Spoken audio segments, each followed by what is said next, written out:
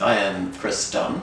I'm a potter, could be called a ceramicist as well. Pit firing is very different to a lot of other forms of firing pots, but at the same time it has a long tradition. It goes back to the earliest beginnings of pottery.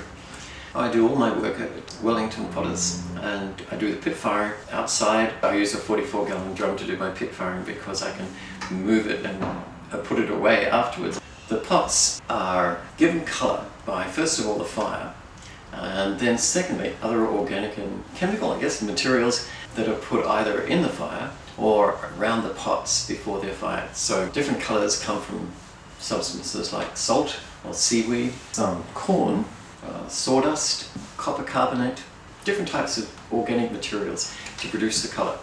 And the firing is simply a matter of putting the pots in a container. It can be a hole in the ground, it can be a brick structure, or a 44-gallon drum with the organic and inorganic material and wood, and setting fire to it. The firing takes about 2 to 3 hours for the wood to burn down, and then the pots are left in the container until they cool. The advantages of pit firing include, well, the main advantage is just the amazing colours that you get on the pots.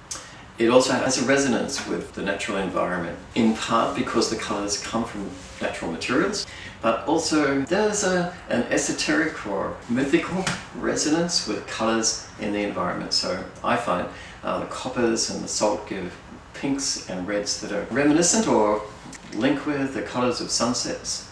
Another advantage is that it's spontaneous, and it's good if you happen to be a pyromaniac or you like lighting fires. Pit firing sort of allows you to express a lot of ideas and feelings in clay. With some pit fire pieces, when you look at them, they might look like the colours in a rock formation, or they might look like a galaxy in outer space. When you look at them closely, you can get lost in them. You can look at them for hours, and they really do look like exploding nebula. There's an awful lot in each piece. One of the advantages of being a potter or a craftsperson or artist is that you can learn from other people, and you can be inspired by other people and their work. It's totally engrossing in the sense that when you're doing it, you don't worry or think about anything else, and when you've finished it, you have to go away and do something. You've always got your craft to think about and come back to. I think that everybody should be a craftsman in some way or another. I actually believe that everybody has an enormous amount of artistic ability, and yet we never have the opportunity to discover it or explore it.